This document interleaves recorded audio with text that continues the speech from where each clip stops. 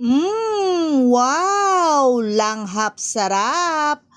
Ang ulam namin ngayong pananghalian ang steamed fish. Ayan mga kakusinang ulam namin ngayon. Napakabango! At ito ang kanyang mga ingredients. Ayan, may bawang, sibuyas, luya, kamatis at saka onion leeks. Ayan, minarinate ko din itong aking fish sa salt, black pepper at saka calamansi juice. Ayan mga kakusina, hindi ko na na-video kaninang linagyan ko ng mga ingredients na pang marinate. At eto na nga, yung foil na paglulutuan natin ay linagyan ko ng kaunting mantika para hindi dumikit ang fish sa ating foil na paglulutuan. Ayan, at linatag ko lang dito yung kamatis, sibuyas, luya, onion leeks, bawang at saka yung siling green. Ayan, and then linagay ko na rin yung fish na marinate ko kanina. At saka sa ibabaw niyang fish ay ilalagay ko na rin yung the rest na ingredients na natira. Ayan.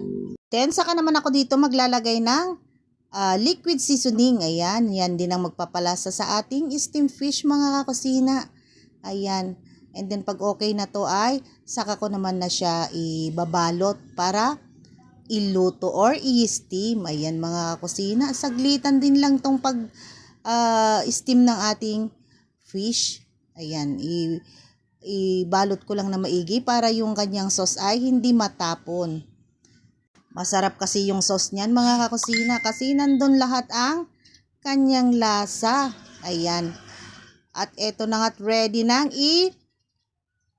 steam. Ayan mga kakusina, hindi ko na linabas yung malaki kong steamer, dito na lang improvise na steamer na lang ang ginawa ko. Ayan mga kakusina, at eto na nga,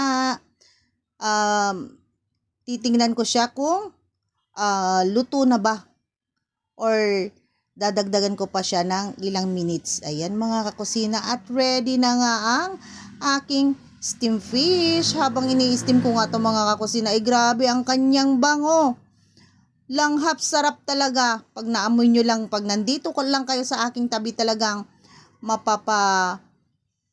unli-rice kayo dito sa sarap. Ayan, luto na ang aking steam fish.